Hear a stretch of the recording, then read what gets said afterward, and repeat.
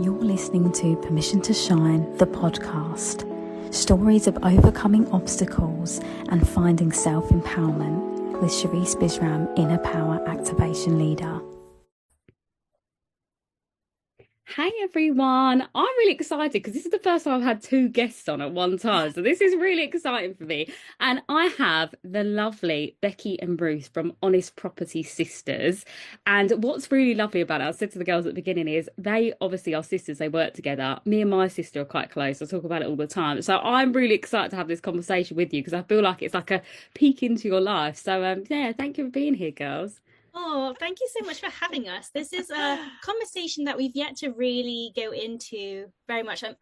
Sherisse reached out to us on Instagram and we shared quite a vulnerable post, much to do about identity, and I think we have very layered backgrounds. I think especially Sherisse, you've got lots of beautiful layers to your background. So yeah, I think when you have a multi-layered identity, I suppose.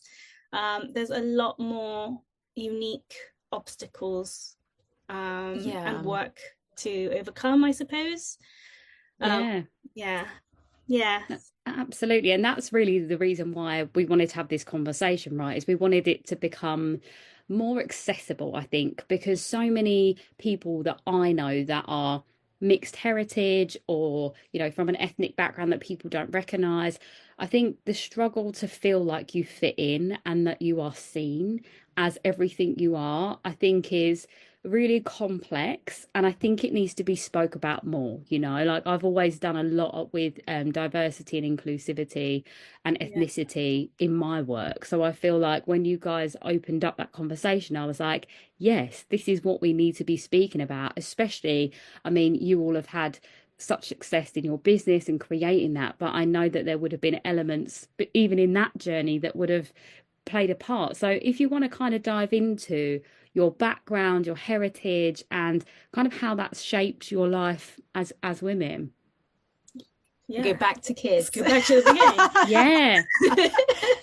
Do you want to? Oh, you okay. You get. Right. So Ruth and I were born in, we're essentially half Filipino and half British.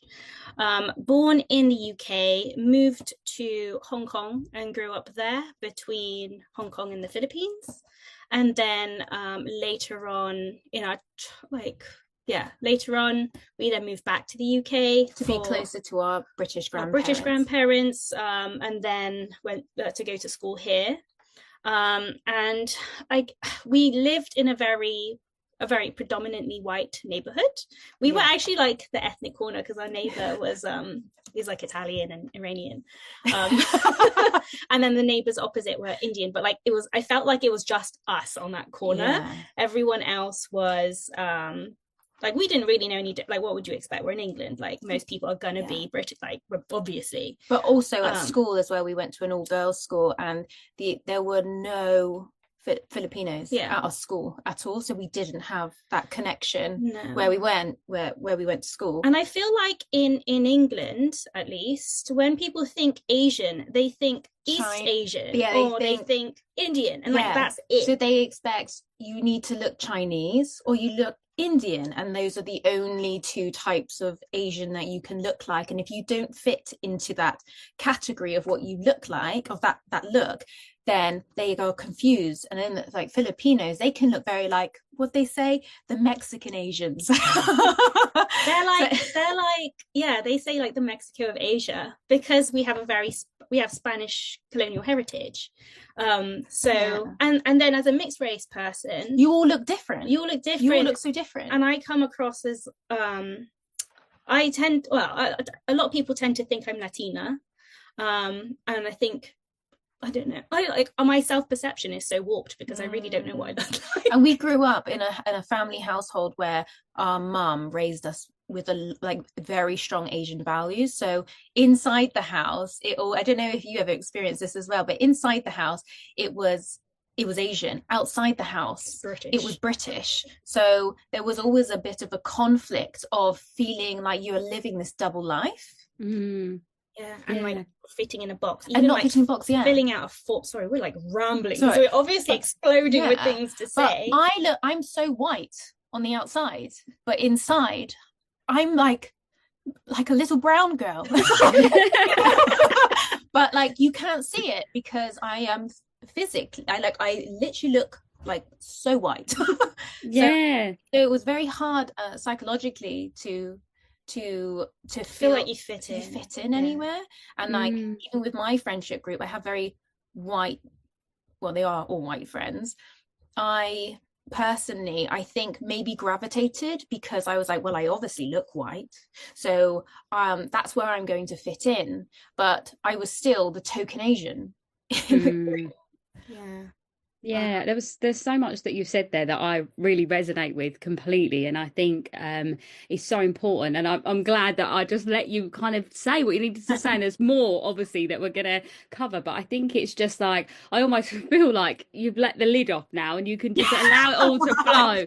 And that's exactly but that's exactly the space, because I think that there's so many people listening, probably thinking that, oh my gosh, that's been my whole life. And we have all tried to fit into the societal norm that we're in. So we did become, more quote unquote white, because that was what society felt like was beautiful and accepted and all of those things, right? Like I had such a complex with the way I looked my whole life, because like you said, I felt like I was that weird brown girl. And you said something really key there about, if people don't understand what it is, they can't comprehend it. So then they try to associate you with something they do know. Yeah. And then that's them being really narrow-minded, right? Like my whole life, my family are from Guyana, which is in South America. But because I look very Indian, people just automatically think that I'm Indian. And when I say Guyana, they'll say Ghana in Africa. And they're like, oh my God, you don't look like you're from Africa. And I'm like, what? I didn't say that. Yeah, what? Honestly. And then similar to you, I get sometimes people are like, oh, are you Mexican? Or any country I go to, they'll speak to me in the language. That's why I felt like I had to learn Spanish, so at least I can speak back to people now. But and for me, it depends how I have my hair. So if I have my natural curl, then obviously people are more like, oh, you look so exotic. Whereas when my hair is straight, then I might get, oh, are you Latino? Are you Spanish? Are you Indian? It's just this thing that people want to put you into a box so they understand you. But as long as you're okay with being a free-flowing energy or whatever you identify as, I think that's really the key, isn't it, to all of this? And I can imagine that your culture is so beautiful that, I'd love to know kind of how you feel about where you sit now in terms of how you view yourself as women, and how your culture integrates into everything that you are now. Oh my gosh, there's just so much to say. So following on from what you've said, even as an adult, and you have to fill out like obviously a lot of people growing up have their own insecurities about not fitting in, being mixed race or multiracial. Or even like third culture kids probably get this a lot. Are you third culture? Yeah. So like there's so much more to unpack there about not feeling like you belong somewhere. But that goes forward even to adulthood, because there'll be a lot of like even medical forms, and it'll be like tick a box, and it's like other, like, and then sometimes there's no other box, and then you're like, can I take two? It's only changed now, hasn't it, since COVID happened? But we used to go, which one do we pick? Yeah. And then you'd have to end up being, because then it'll say Asian, and then it'll say just Caucasian, and then I'm like, what? But which one? Like, which one is it? And now it says mixed, which is amazing. Not even but always. not always. No. Okay. So I always got I already said, I got the Latina thing, and in the end, Ruth's friends were all British. Mine ended up being very diverse, because I was like, we're all the miscellaneous, we'll just gravitate to. But I wish I did that really growing up, but I think I just so badly wanted to fit in. But then now in my 30s I go, wow, I had so many. If I had just not tried so hard to fit in with my white friends, I think I wouldn't had such insecurity, because I still didn't fit in. So I was forcing myself to feel like I was also very British. So I thought, well, if everyone sees me as British, then I am British. And I think there was a part of me that maybe was when I was younger, that I felt like, well, I'm not, because I don't look Filipino, then I'm not accepted as because we did, even from the Filipino community, it was always pointed out as well. The British girls are the here. British girls are here. You were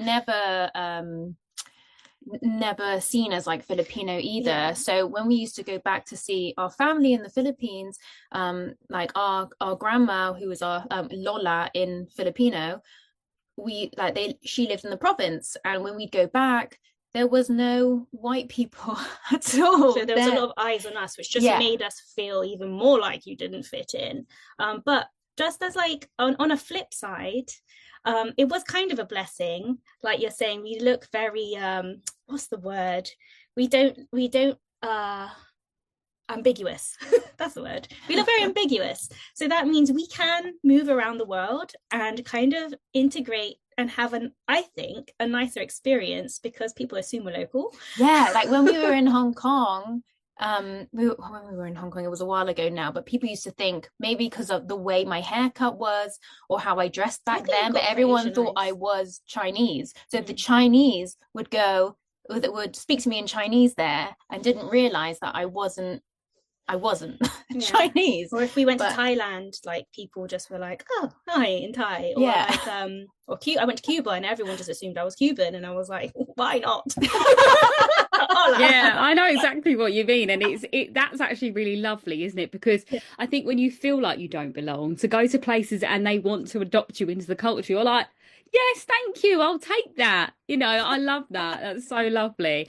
And I think there's something about like how we respond to these things, right? Because as you said, like we all see it as a blessing to be like, oh, they think that we're part of their culture, but there'll be some people that don't feel happy about that. Like I've seen it quite a few times when say for example you meet a group of people, and men particularly, and this is only my example, it could be very different, but if you meet a dark-haired man, sometimes I say, oh, you look a bit Italian, and they're like, I'm not Italian, I'm Scottish, and I'm like, whoa, okay, sorry. Do you know what I mean? And it's like there's really a thing about it, isn't it? And I think it's a real personal perception, but I believe that when all you've had is diversity and trying to belong, that when that conversation comes up to you and someone says to you, like now when someone says to me, oh, are you Indian? I'm like, oh no, I mean there's some lineage in my heritage, but it's not a direct route. Whereas when I was younger, because everyone kept thinking I was Indian and I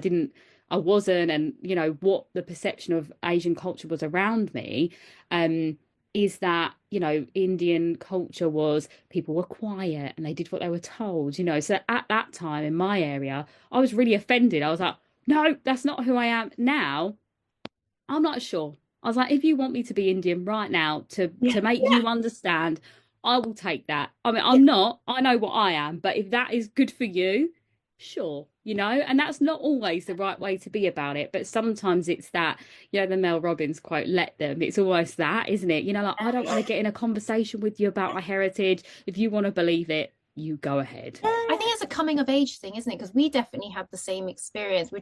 I think especially when you're a teenager and then you're going through all these hormonal changes and people are constantly telling you, even into our 20s, constantly telling you, you don't look like who you are. And you don't look like you didn't need to say that. But it's always by what you look like. And I think it gets to a point where it's such a trigger. It's like someone described it this way, and I was like, this is such a good way to explain it. It's like having a mosquito bite you, and it's not like a big deal each time, but after a while it gets really annoying. There was like always an anxiety whenever somebody was like, where are you from? And it's like such a broad question. It's like, do you mean where do I live? Where did I grow up? Yep. What's my heritage like? But then I also cannot be bothered or waste my energy and be like, but what do you really mean? And I think definitely in our 30s now, I think you kind of let go of it a lot. Absolutely. Every so often, maybe when we're on our period, someone asks. Yeah. And that's like that insecurity kind of pops back up every so often of going, thanks for reminding me I don't feel like I belong. And I know that's like something that we've got to work on, I guess, forever. to really just allow that to, but if anyone makes comments like that, to go, okay, that's fine, you know, like people see what they see, and let's not try and take it so not take it so personally.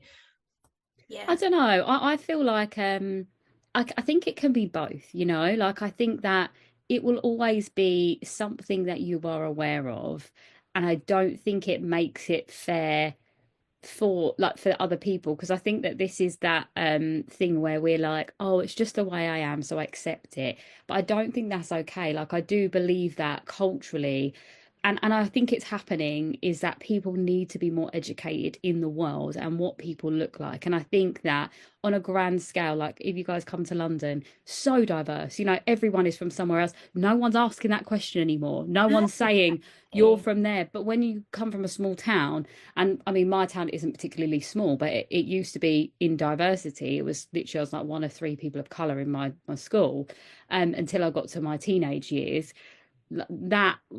That's when you get honed in on being different, don't you? But I think that really is for the outside world, and it isn't our responsibility as people of color to be educating these people. It should be them that are saying, right, I don't know about this. And this is why for me I think travel's so important, because as you said, you know, all the places you guys have visited, equally to me, that's where you feel that sense of belonging, because no one is trying to fit into anywhere. They're all trying to explore, which is so beautiful. But one thing in my life that I really noticed, and this is really vulnerable to share, but I think it's really important, is that when it came to dating for me, I was always aware that I was different, and it always gave me like this little, if I dated a English person, like a white English person, I was always concerned that what would their family think, and what would they think of me. And I just want to put that to you, to ask you, did that ever cross your mind as well?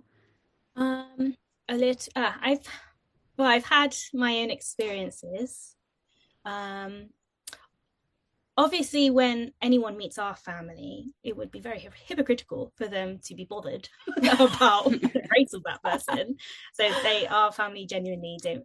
I think my mum always made a point. She's like, I don't care if they're blue, as long as they're like a nice person. Yeah, same. But when I've dated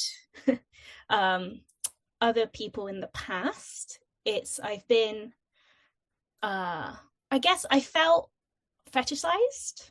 Yeah. And I hated it. And they just kept bringing up that I was like exotic or Asian, and I was like, it just made me feel a bit like icky, and like, yes, I'm a little different, can we move on?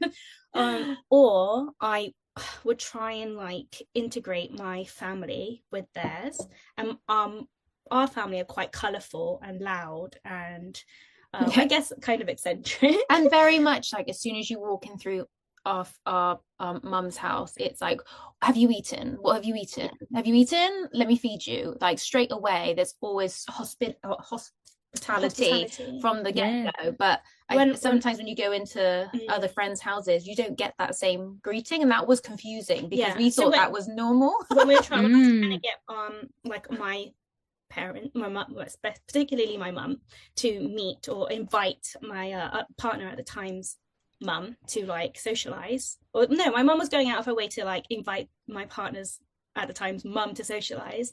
It was for a very colorful party that had kind of strange food and for that person, and I could see her looking very out of her depth, and it's not like it's her fault either, but there are some instances where it's like there is discomfort there. There's definitely discomfort there, and I don't really know what to do about it. I don't have that problem anymore. We're obviously no longer together. But yeah. I think as well, like, I mean, luckily times are changing. I know now, like my friends that are just white, they love culture. So like any time, like if I had a family event on, they're like, oh my God, I'm coming. You know, like it's just one of those things that I think the people that are still with me now are so integrated into culture, you know. And I think similar to you guys is that all of my family look completely different as well, because we also have influences from like Africa and from China and Portugal in Guyana itself. And then obviously everyone starts to blend out, don't they? So then their partners are all different. So my family partners are exactly the same, so full of culture. And it's funny because I think that most ethnic people that I meet, so whether it's other Caribbean people. Now, Caribbean people know about Guyana, so it's very easy conversation. But African people, they're not always sure. So they're like, how do you know about reggae, bashment, and dancehall? I'm like, I grew up with this stuff, my friends. I grew up with it, and it's funny because the African heritage Caribbean people, they've grown up listening to, it's called chutney, and it's actually a mix of the soca music and the Indian music together. So then, That's amazing. Yeah, so some of the African culture people, they can do Bollywood dancing and they're so used to it. So it's the Caribbean is such a hub of diversity. So when someone is directly from that place, they'll be like, oh, you're Guyanese, and I'm like, yeah, I am. Or Trinidad even is another one of those. But I think it's just we've kind of touched upon it a few times. It's like how it fits into our norm, isn't it? Like this ideal of culture.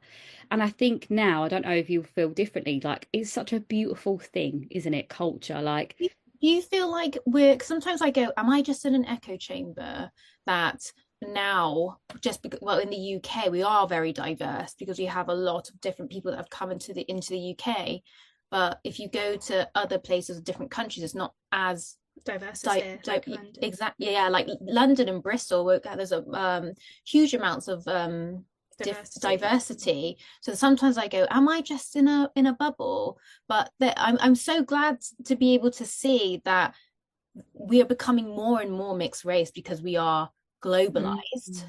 And I really hope for the future that little mixed race babies don't feel that they're the only ones anymore. Exactly. Yeah.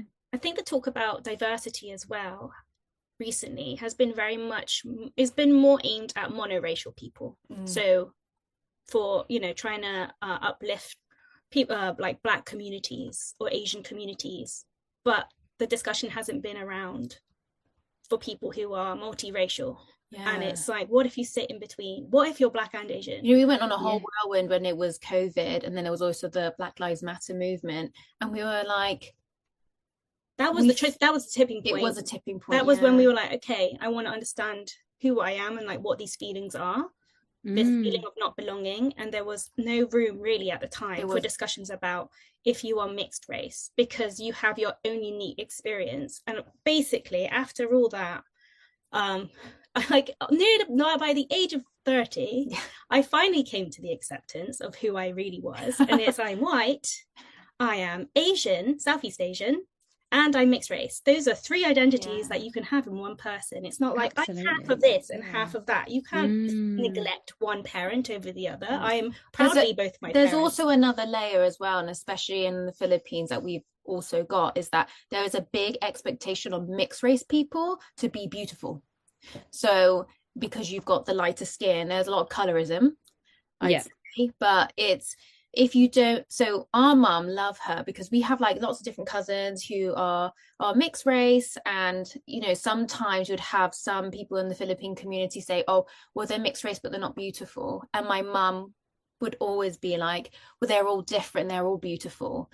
But I think there's so much expectation and pressure that if you are mixed race, you need to look a certain way, and that's really hard, because if you don't look like beautiful, then someone's going to say something about it.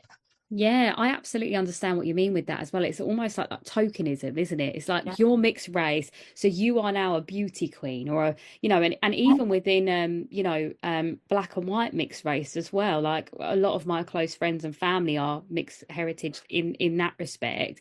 And I remember being with them and people saying to them, oh, you're not that beautiful for a mixed race person. And you're like, what the hell? Honestly, that's like someone that I don't know very well. And again, I've been there to sort of say, hold on a minute, that's not okay. We don't do that. But I also I believe that everyone's beautiful. So when I see people, I look at them and see the beauty in them anyway, because I think that's how my brain's wired. And what I know for sure is that people view you how they view themselves. So if they don't feel very beautiful in themselves, then obviously they're going to judge you based on that anyway. But it is, especially I know in Asia particularly, it is about white, isn't it? White is beautiful to them. So any part of Asia you go to, whether it's India or China or anywhere around, like, you know, Southeast Asia, it is all about that. So pageants, even, for example, you know, so huge over there, aren't they? So that ideal of beauty and not fitting into the beauty standard, I completely agree with you on that.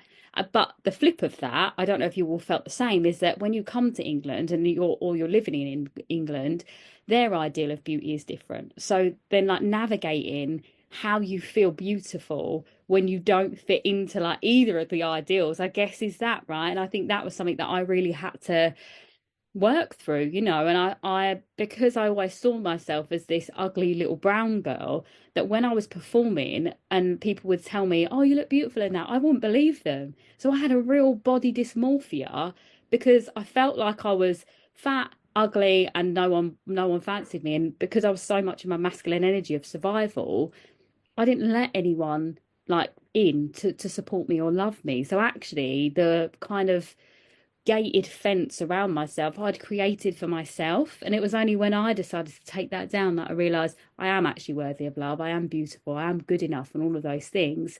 And I think that it's important that we're talking about this for those reasons, because there will be someone on there that might even be an older woman that's listening to this thinking, oh my gosh, like, yes, I really identify with that.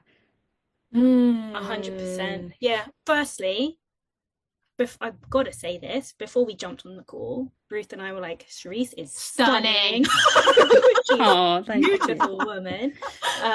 So yeah, firstly, yeah, I don't know, I totally relate with the dysmorphia thing. I still don't really know how I come across to people because of the ambiguity. I did have a family member actually tell me that I would be more beautiful if I removed my freckles. Beauty standards are just different everywhere. But then it's hilarious because then freckles came in vogue. And then everyone was going, are they real? Are they real? I'm like, yes. And you're right. In Asia, in eastern parts of Asia, it's like if you have, you're seen as, I don't know if anybody knows this, but basically, if you have lighter skin, it means that that's a class status, because it means you don't have to go work in the fields. Because in the Philippines, it was colonized by the Spanish, and they were lighter in color. They were lighter in color. Yeah. Whereas I learned recently in places like Hawaii, if you are, and there's quite a big Asian population there, but it's quite unique. If you are seen as light, that's actually a bad thing because you are seen as a colonizer. You're coming across as colonizer. So they all kind of want to be dark. But yeah, of course, in England or like Western societies, if you're dark, it means you can afford to go on holiday. Yeah, like you're always having a tan. Yeah, I love that. And also, maybe I need to move to Hawaii. So we have seen, especially on social media quite recently, a lot of the Gen Z millennials who are claiming the morena skin and just like being really proud of it, and that's so lovely to see. Yeah. They are just so much more with it. Like I always say this, like when I was teaching, I just felt that cultural shift had completely changed, and everyone is celebrating their culture. You know, like when it comes to like the bring aboard type of thing, they're bringing something from their heritage. Like that is a party I want to be at. I want to taste the food from your homeland. I want to know. You know what I mean? I love culture so much, and I think, you know, this is for me, again, when I come back to that travel aspect, if you don't have anyone around you that is culturally diverse, go and see the world. I think it's so important that we are opening our perspective, and our perspective is the right word, isn't it? Of, just culture as a whole. But even when you said there about the colorism, that is across the board, you know, in places in Africa as well. If you're lighter, you're deemed as more beautiful. So just everywhere has had this notion about that. And I'm so pleased to see that there are these stunning supermodels that are super dark skin. And for me, I love ethnicity. So I'll look at anyone, I think they're beautiful, but I do love dark skin. I see it on people and I'm like, I'll go out of my way to tell someone they're beautiful on purpose, because I'm like, not even because I don't know what they've been through, but because I'm like, you need to hear that today. Like I will go out of my way to tell people. Yeah. I'm like, I Yeah. can appreciate a beautiful human, and you are beautiful. Like in the Philippines, they're really into their beauty pageants, and it was so one year, I can't remember her name, but she was stunning, and she had Oh, she beautiful was dark like skin and short black and hair. Filipino, wasn't Yeah, she? and she was stunning, and it was the first time just seeing everyone really celebrating her. Because in the Philippines, they're very into their whitening soap, so that's still There's a lot of whitening there's a lot of products. whitening products, and for the country to go to really be like, yes, like really cheering her on, it was like, wow, we've Huge really shift. shifted in like what's seen as beautiful, and it's just so. But maybe it took like our generation to go through all those Absolutely. problems and that frustration and feeling like you don't fit into a box tidily for that change to happen. So I guess, was it worth it? Maybe, because like things have changed. Yeah. But on the back end of that as well, not feeling like we belong kind of forced us to give up on feeling like we do. And because of that, in hindsight, that's actually really attributed to where we are with our business, because we were like, well, we didn't belong in the first place, so it doesn't matter what you think, we're gonna go do the thing anyway. I think also I would say maybe that insecurity of not belonging is also that's given us a drive to prove that we're good at stuff. And I think like, so I am grateful, like to turn it around, I am grateful because all that insecurity really made us have an attitude where we're not going to quit. Yeah. So I am really grateful for that. I completely agree with you. I've had the same experience. I was like, okay, I don't fit into a box anyway. I always say to people, I stand out like a sore thumb wherever I go. So now I'm going to put bells and whistles on, and I'm going to dance around while I'm here. So you can watch me for the right reasons, you know? But also, I think on a deeper layer of that, and I feel like you guys are probably doing exactly the same thing, is that because I felt like I didn't belong, everything I do is to make people feel like they belong now. Like every part of my work is about that, you know? And I think, I don't know if you've looked at it like this, but I think property, you are creating literal homes for people. So it's almost like a layer of like the home inside of you gets to create an actual physical home for someone else, which is such a beautiful thing. Absolutely. 100%. Like, well, we only started really sharing who we are with the world as of last February.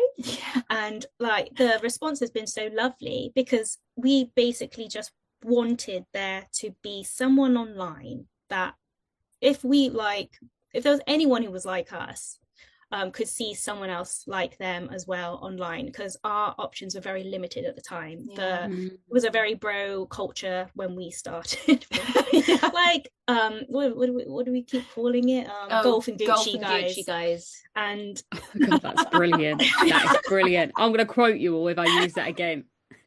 All these Golf and Gucci guys, and we're like, nice, but it's not us. Like that's not our goal. Our goal is time and location freedom. We want to travel, have adventure, and like look after our family and meet amazing people who are the same. Like people who value experiences over things. Maybe they felt like they were the black sheep. We wanted to make a space for them, and it's just been so lovely, this journey so far, that there are people. When we started, we were like, maybe there's no one out there, like maybe we're the weirdos in the property space and no one's gonna like want to be friends with us.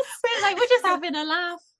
Let's just have a laugh. Everyone's really serious as well. We were like, can we just make finance a bit more fun? It's so it's so boring. Of course, like, you know, growing your investment portfolio or investing in stocks and shares, it's slow and steady. Like the real wealth is from slow and steady, but like let's make it a bit more fun along the way. It's like so serious. I agree. I think that's so lovely. And I think, like, as I said to you all, like when we jumped on and you guys came in and we were running around, I was like, I love all of that. For me, like my quest is humanness, right? And I feel like if I was in the property game and I came across you all just talking and like all of the things, I'd be so drawn to you all, because again, I feel like I see so many women in your industry doing it like the men. And you know, a lot of the things I teach now in my work is about that divine feminine leadership, which is embracing all of us, you know, the softness, the empathy, the collaboration. It's not about I'm standing on top of the mountain looking down on you. It's like, I'm going to help you up this mountain because I know how to climb it, you know. And that's so beautiful, and I love that that's part of your story. We did start that way though, with thinking that we needed to be masculine, wearing blazers, and now we had a good think about who we wanted to be. I think admittedly also when I had a kid, that changed everything. We went, we don't want to be like this anymore. It's tiring. It's tiring. Women, it is. like, if you sit in your masculine for too long, becomes like, toxic. in honesty, and it's not sustainable. Yeah.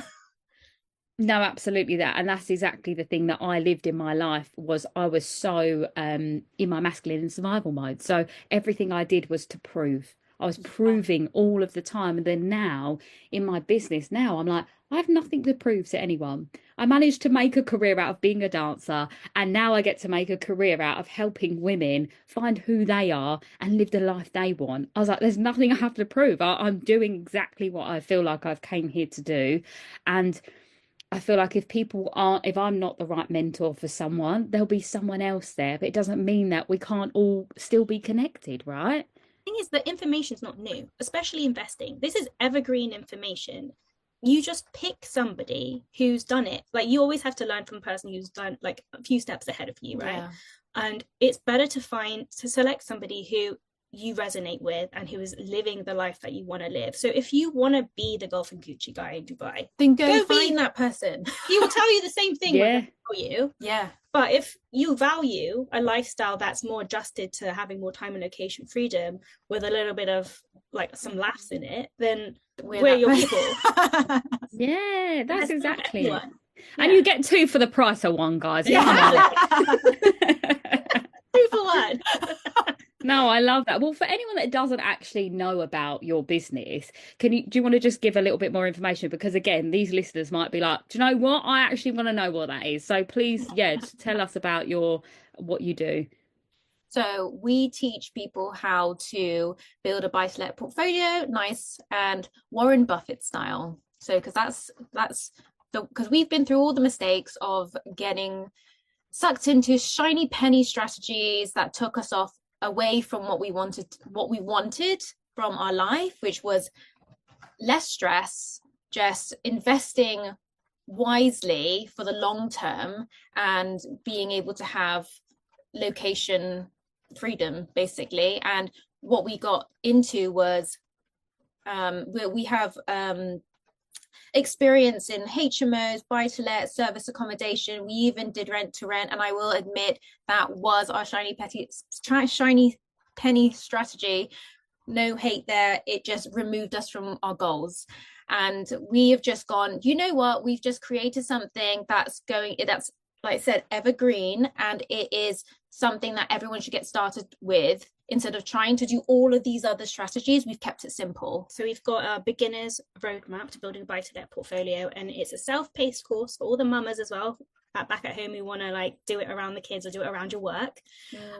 Self-paced course with me and Ruth guiding the whole way, and then at the end of the course there is a community group where you can reach out to other honest property investors. It's a free community group, so we wanted to make sure that we created a space for community, because that is something we did not have in the beginning. It was just us.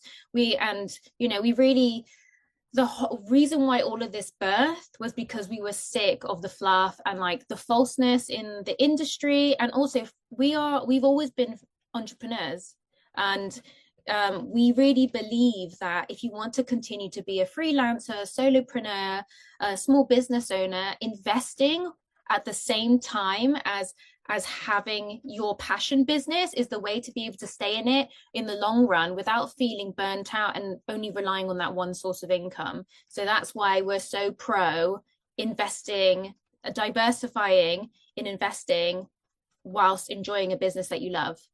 Yeah, I love that so much. I feel like everything you said was such a topic of conversation that I have with my own friends and like women that I speak to. Like everyone is thinking the same way at the moment. And, I sort of dabble in astrology. I say dabble. I am in astrology. Yeah, well, we're in the age of Aquarius now. So it is all about that. So you're going to find such an uproar in your business. Not an uproar, that's the wrong way. Uptake in your business, because people are in this space, especially women. Like it's about this divine union now with the energy of, we're connecting with our divine masculine energy. We're not forcing anymore, but we're understanding that there's more that needs to come from this and from ourselves. So I think that so many women will be like, yeah, I want to learn from other women that are doing the same thing, that are also in the same space. And I love that. I think it's so important and so heart-led. Like I can feel it from both of you that this is actually just not a business. This is like a whole life's purpose, you know, which is so wonderful to see. But one thing I want to ask you is, where did the name Honest Property come from? Like the honest part of that? From hard lessons. Hard lessons. Just being, I guess, blindsided by other people online and just having poor interactions with, I guess, dishonest people in the space. It was we realized that we did have a partnership. We won't name who because we, you know, but it did lead us to many hard lessons because we didn't trust our guts. And we realized how important it was for us to trust our intuition. Oh my gosh, trust, like as women, not absolutely from the masculine. That was the turning point, the catalyst to go. It was like the situation we did several projects, several deals, paid a lot of money to do all these projects in a very short amount of time, and on paper it looked like it worked out, but the energy between us and that person, it was so off. And it was like, even if maybe logically this is meant to be, it was like we already knew this wasn't going to last, but we didn't listen to our intuition. We didn't listen to it, and that's because because the masculine way of doing business was clouding our judgment. And now we are so in tune with really just doing business how we want to do it, and we parted ways and be like, we're going to disrupt the space, and it's time for us to just be like, we don't want anyone else to feel like to go, like we want people to have an honest space about property. And we don't want people to have to go through what we went through. Yeah, but you know what? That is literally it. That what you just said there is like, we have to learn the lesson first, and then we can teach it. And that literally is the full circle of all of it, isn't it? Is that we have to go through it to then be able to teach it. And that's integrity. You know, like leading with integrity is like, I've learned this way, so now I'm going to show you so you can avoid what I went through, you know. And that's such a beautiful space to be in, and so needed in this industry, as you said, for those golf guys and Gucci, you know, like it's actually like now it's going to be, I'm trying to think of a feminine way of doing it, like tea and biscuits or something. That's why our podcast is called the Honest Property Podcast. Yeah, but we just want to highlight that we always say wealthy looks different on everyone. And it was the first time we went, we don't need to do it this way. Let's do it the way we want to do it. And that's okay. Just because we don't want that flashy car or designer handbag doesn't mean that we're less off. There's no hate on that either. There's no hate. If that makes you happy, that's absolutely fine. If it makes you happy, but it doesn't give us joy. No. Yeah. If your wealth is quality time with your loved ones and freedom to be where you want to be when you want to be there, that's our wealth. So yeah, I completely agree with you. I think the same thing.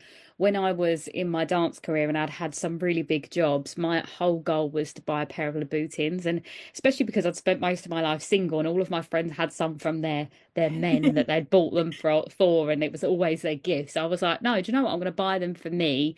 Now, I think the ego wanted the shoes, but actually I realised that it was almost like a coming of age thing, you know, like it was like, no, I can do this for me too. So I feel like that was almost an example of ego, but also an example of like, actually, it's okay to want that too, you know. Now I sort of think, why did I spend £600 on a pair of shoes? But, you know, it's good to celebrate milestones as well. Exactly. So important, whether you do it materialistically because that's what makes you happy or not. Also, I got to say, from an investment point of view, there are certain items like art and bags and shoes even that are good investment choices. So as long as you make smart investment choices, those things are alternative. That's exactly what it was, a smart choice. They're really good. They're a lovely pair of shoes as well. They hurt like hell, but they're amazing. So, you know, they look good. They'll last the test of time. Maybe they'll go up in value. Maybe in 10 years they'll be worth £6,000, and I'll be like, look, that was what I did. I invested in that. What you got to do is find someone who sells vintage designer, and then that's the good sweet spot, because then you still look great, but it's at a fraction of the price. Yeah, absolutely that. I mean, to be honest, now I'm not really that bothered about designer stuff. It's funny, isn't it? I think like when you go through that like, evolution of your soul, it's like, do I need things? You know, like I'm just so happy now to just spend my money on travel and yeah, I guess investing into whatever it is I'm creating and all those things. But again, there's no wrong or right in that, is it? We're just celebrating humanness, which I think is important, you know, like to remind people that we are human in this space. And I think that, you know, we can keep growing to the next part and the next part, but if we're not just taking ownership of where we are right now and saying, oh, this has been all of the journey, I'm going to enjoy this part, you know, that we just get caught up in everything else as well. But I guess I mean, I've loved having you both on here. It's been really nice to just fun. Thank you so We could much. chat forever. yeah, absolutely. And I think like I love both of your energy and how you feed off of each other. It's so nice, and I hope the listeners have enjoyed this too, because I think it's just yeah, I feel like everything I do is about that reality, the honesty of it all, you know. But one thing that I do like to ask is, the first question is, when was the moment that you feel like, and you can be individual answers, that you gave yourself the permission to shine?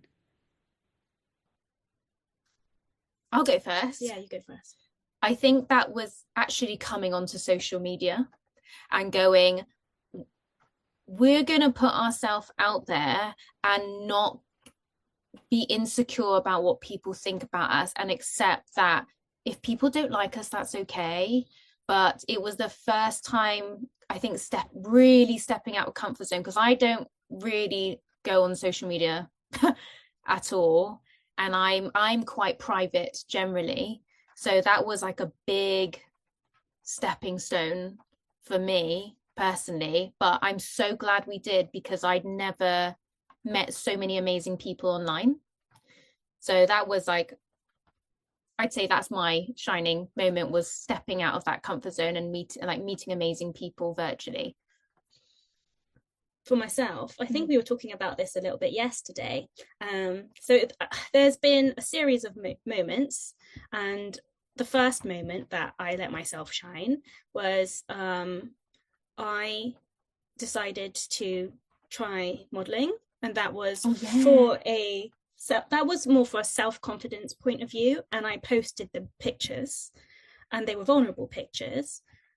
It was like a side of myself that was very uber feminine in my 20s, so a little while ago now.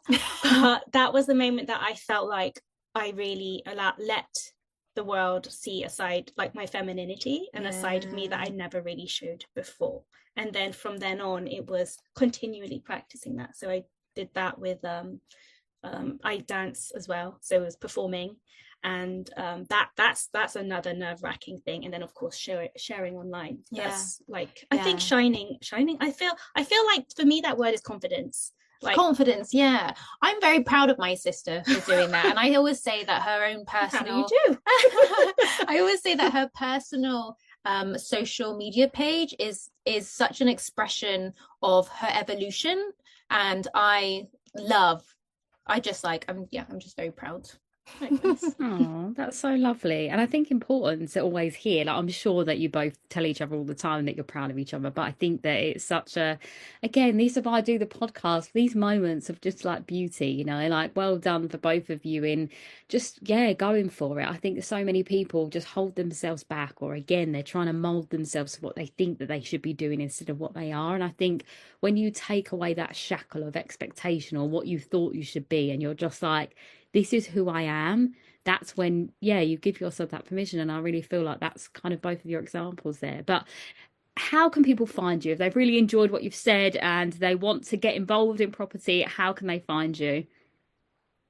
So you can find us on Instagram. We're very active on Instagram. Love Instagram. Try TikTok, got intimidated and then ran away. But Instagram at Honest Property Sisters. We also have a podcast called Honest Property Pod.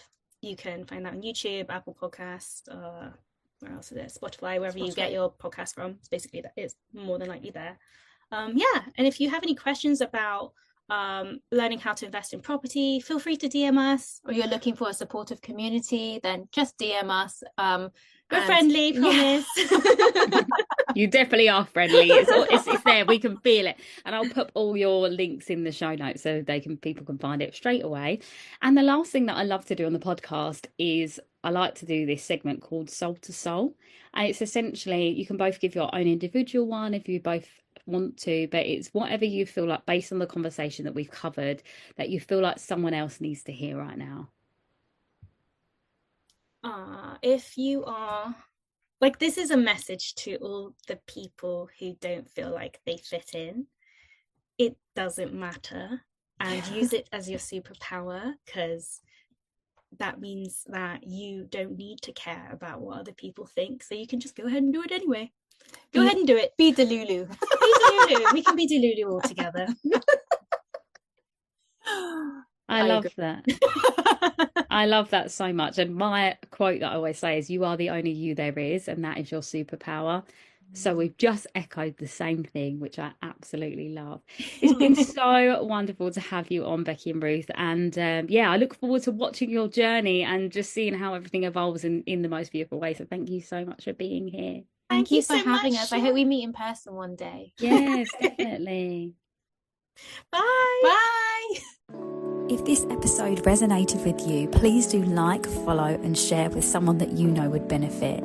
If you're looking to dive in deeper to becoming your most unapologetic, most authentic, shining self, please do head to my website and join my newsletter, where you will find out about all of my upcoming events and speaking opportunities and all of the things that I have going on.